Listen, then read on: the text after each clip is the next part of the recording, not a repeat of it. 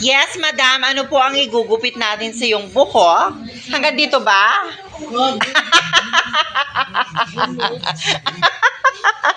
Hanggang dyan ba? Hanggang saan ba? Gusto mong gupit? Nakakaloka ka naman. Kasi kulot ang iyong buhok, madam. Paano hindi kukulot? Natural yan. Tapos tinatalian ko sa ng ratong tali. Oo. So, ngayon, magpapakulay ka din. Hindi na. Ano lang, haircut lang.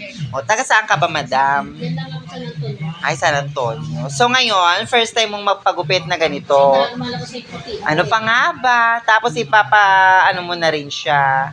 Makulayan mo na rin siya. Soon. Ayoko may ka. Saan ka ba magkukulay sa inyo? Hindi. Sa'yo na pag nagparibon ako dito. Galit ka, madam. At magkano ba yung ano? Yung shining siya talaga. Ano yan, madam? Hindi. Reband with cellophane lang yon. Kaya siya magiging shiny. Ayan. So, kailangan na natin mag-start at pagandahin si madam ng bonggang-bongga. So, eto na nga kanyang buhok. Yes! Marami ka lang puti, madam, kasi matanda na. Charot! 50 ka na. O, sige. Ayan. Mag-hi ka na sa ating vlog. No, papagupit ako kay ganda. Ayan, eto na nga ang final rano. Ito na yung pinaka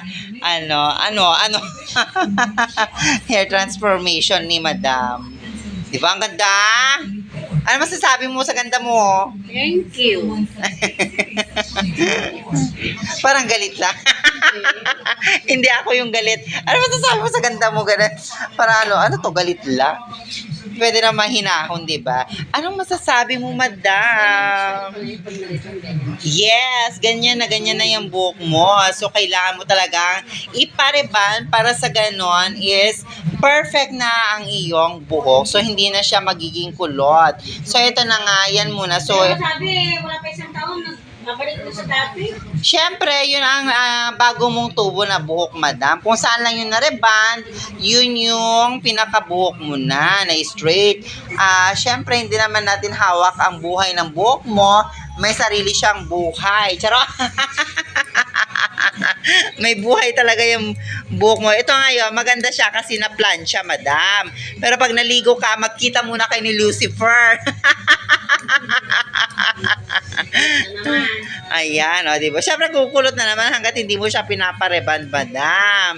Yun lang ang aking masasabi.